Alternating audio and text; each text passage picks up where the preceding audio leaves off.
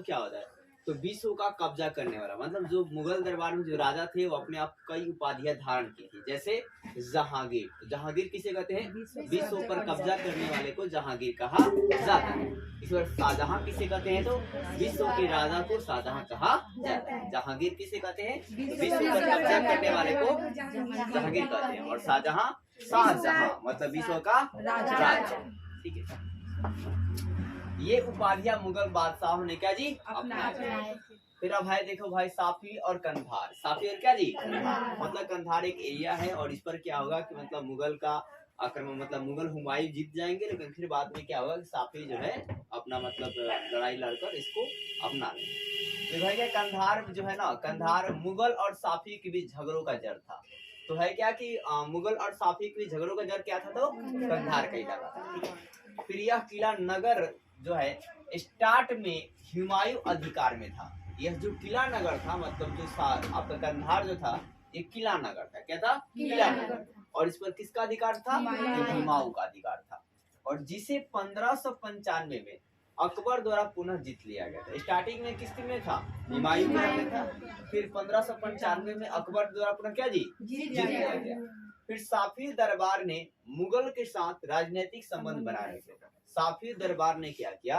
मुगलों के साथ क्या किया जी? राजनीतिक संबंध बना रखे। फिर 1663 में जहांगीर शाह, सॉरी 1613 में जहांगीर शाह ने अब्बास क्या जी अब्बास के दरबार में, किसके दरबार में? अब्बास के दरबार में कंधार को एक राजनीतिक दूत भेजा। कंधार को क्या किया जी?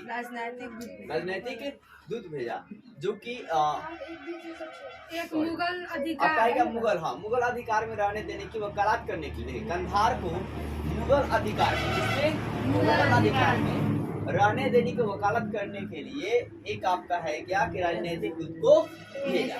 देखिए अब यहाँ पर बात है क्या कि मतलब 1613 में जहांगीर शाह जो थे वो अब्बास को, किसको जी? अब्बास के दरबार में, किसके दरबार में? अब्बास के दरबार में कंधार को एक राजनीतिक दूत भेजा। तो आपका क्या राजनीतिक जी मुगल को अधिकार में रहने के लिए वकालत करने के लिए एक राजनीतिक दूत को भेजा। परंतु जो शिष्टमंडल था, जो ये दूत का वो जो मंडल था, वो क्या था जी? असफल हो गया, सफल नहीं।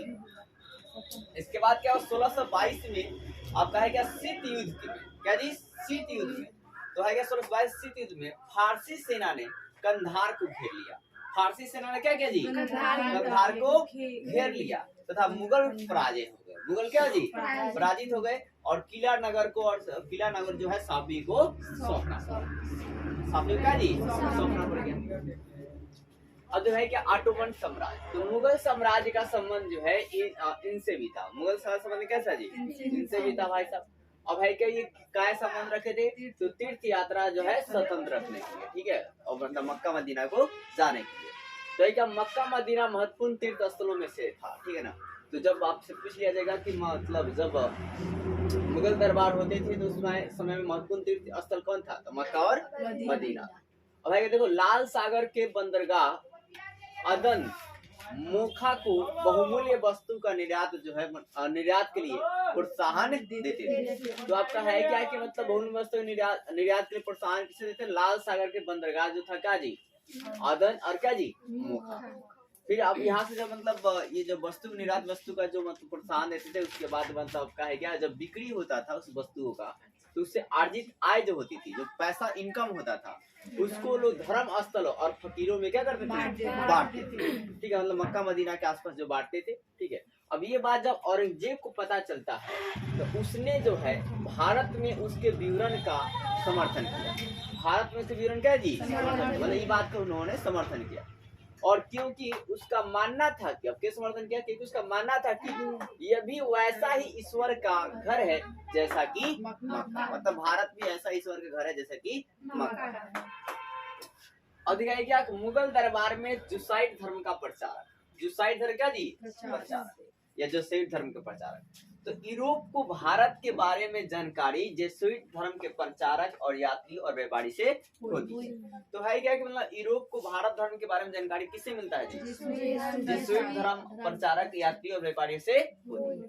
अब देखिए कि पुर्तगाली राजा भी सोसाइटी ऑफ जीसस, सोसाइटी क्या जी जीसस, जीसस मतलब जेसुइट क्या जी जेसुइट, आपको यहाँ पे हेडिंग है। तो पुर्तगाली राजा भी सोसाइटी ऑफ जीसस सोसाइटी यानी कि जेसुइट धर्म के प्रचारक के माध्यम से ईसाई धर्म के प्रचार में रुचि जो है दिखाते थे। तो जो पुर्तगाली के राजा भी लोग थे वो किस धर्म के प्रचार में रुचि दिखाते थे? ईसाई धर्म के प्रचार में रुचि दिखाते थे। फिर अकबर जो ईसाई धर्म को लिए जानने के लिए उत्सुक था, नॉलेज, ठीक है ना, अकबर भी ईसाई धर्म की नॉलेज लेने क्या जी उत्सुक थे, एक्साइटेड थे, ठीक है। और वो दूत मंडल भेजे, कहाँ भेजे? गोवा में। कहाँ भेजे जी? जानने के लिए दूत मंडल कहाँ भेजे? गोवा में। फिर आपका देखो पहली बार जो पहला जो मतलब जेसुइट शिष्टमंडल जो था वो आपको कहाँ आया? तो सीकरी, फतेहपुर सीकरी में। कहाँ भाई? मुगल दरबार में। कब पहुंचे? 1580। तो जो पहला आपका जेसुइट शिष्टमंडल था वो फतेहपुर सीकरी में मुगल दरबार के 1580 में पहुंचता है। इसके बाद वो 2 बार और आए, कब? 1591 में और 1595 में। फिर आपका है क्या कि मानसेरेट ने भी टिप्पणी किया, इसमें एक कमेंट किया, कमेंट किया, क्या कमेंट किया कि राजा इस बात की बहुत कम परवाह की है, राजा इस बात की बहुत कम परवाह की है कि सभी धर्म के अनुपालन की अनुमति देकर, सभी धर्म को क्या जी अनुपालन की अनुमति दे, मतलब सभी धर्म जो है अपना अपना अनुपालन करेंगे, ठीक है। अब भाई क्या है, उसने वास्तव में सबका तिरस्कार किया, मतलब सबका भला किया है, मतलब अच्छा चाहा। तो इसी साथ थोड़ा बस इसमें के बाद आपको एक इम्पोर्टेंट पॉइंट है जो कि आप देखेंगे और इसको भी आप याद रखेंगे। और ये सेकेंड बुक का हमारा लास्ट टॉपिक है आज। तो ये आपको जैसे काल देखा है कुछ इम्पोर्टेंट बात वाली, ये सब आप याद रखेंगे। जैसे क्या है, क्या कि देखो बाबर के स्मरण की पांडुलिपि आपका है तैमूरी पारिवारिक संग्रह का हिस्सा बनना और तुर्की भाषा में लिखे गए थे और स्मरण किसी भी तरह तूफान से बचा लिए गए। ये कब की घटना है? तो 1530 के। मतलब मोटा मोटी क्या रखना है, बाबर की पांडुलिपि वाली जो बात है वो तैमूरी से संबंधित है और ये 1530 की बात है। इसके अलावा बाबर के जो है मतलब बाबरनामा किस भाषा में लिखा गया था? तुर्की भाषा में। यही बात आप क्या रखेंगे। गुलबद बेगम द्वारा हुमायूं नामा लेखक की शुरुआत की गई। तो आप है क्या, हुमायूं नामा लेखक की शुरुआत जो है, हुमायूं नामा किसने लिखा था? तो गुलबद बेगम। अभी कब की बात है? तो 1587 की बात है, 1587। फिर बाबर के स्मरणों का बाबरनामा के रूप में किस भाषा में अनुवाद किया गया? तो फारसी भाषा में अनुवाद हुआ। कब हुआ? तो 1589 में। फिर अबुल फजल जो है अकबरनामा पर कार्य किए। अकबरनामा कौन लिखे? अबुल फजल लिखे। भाई कब की बात है? तो 1605 से 1622 के बीच बात है। फिर लाहौरी द्वारा बादशाहनामा के पहले 2 दफ्तरों का लेखन कब हुआ है? तो 1539 से 1547 में। तो बादशाहनामा के लेखक जो है 2 दफ्तरों का लेखन जो है कौन के? लाहौरी द्वारा। किसके द्वारा किया गया जी? लाहौरी द्वारा। फिर मोहम्मद वारिस शाहजहां के शासन के 3रे दशक में इतिवृत्ति लेखक की शुरुआत की। इतिवृत्ति मतलब इतिहास, क्या होता है जी? इतिहास में शुरुआत हुई। कब? ये 1650 की बात है। फिर मोहम्मद काजिम के द्वारा औरंगजेब के शासन के पहले 10 वर्षों का इतिहास आलमगीर नामा के नाम से संकलन है। तो है क्या कि देखो मोहम्मद काजिम द्वारा औरंगजेब के शासन के पहले जो 10 वर्ष का इतिहास है उसका क्या नाम है? तो आलमगीर नामा। क्या जी? आलमगीर नामा है। ये कब की बात है?